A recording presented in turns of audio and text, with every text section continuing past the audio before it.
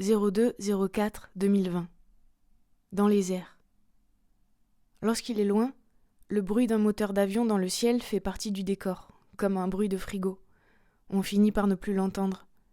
Mais quand il s'est tu pendant un certain temps et qu'il revient, il est comme un bourdon dans les plis d'un rideau, errant dans la pièce, nous tenant un peu sur nos gardes. Au bout de 2 semaines d'arrêt complet du trafic aérien, j'entends de nouveau un avion. Bien que l'arrivée en masse d'un stock de masques, de gants soit possible, j'opte plutôt pour le dégorgement urgent d'hôpitaux saturés.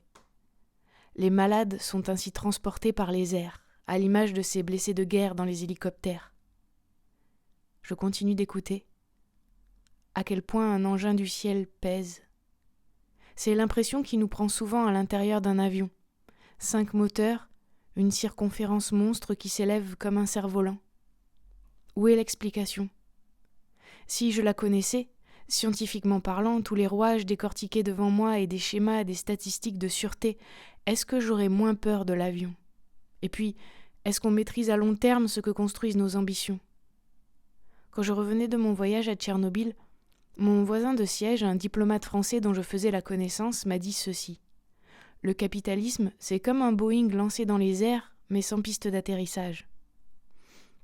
En attendant, ce monsieur doit savoir aujourd'hui que proche des pistes de décollage, des hommes attendent sur le tarmac pour intercepter les stocks de masques en partance pour leur chargement aérien. Ils paient au prix fort les transporteurs, et les masques destinés pour l'Europe se retrouvent aux États-Unis. End of the story. Nous réinventons notre temps, et pendant ce temps, la haute pègre de nos films réinvente son trafic. Bientôt, les valises de poudre blanche vont se démoder. On ne percera plus des contenants pour savoir si c'est de la bonne. On testera une élasticité, une résistance sur son nez pour savoir si des masques protègent.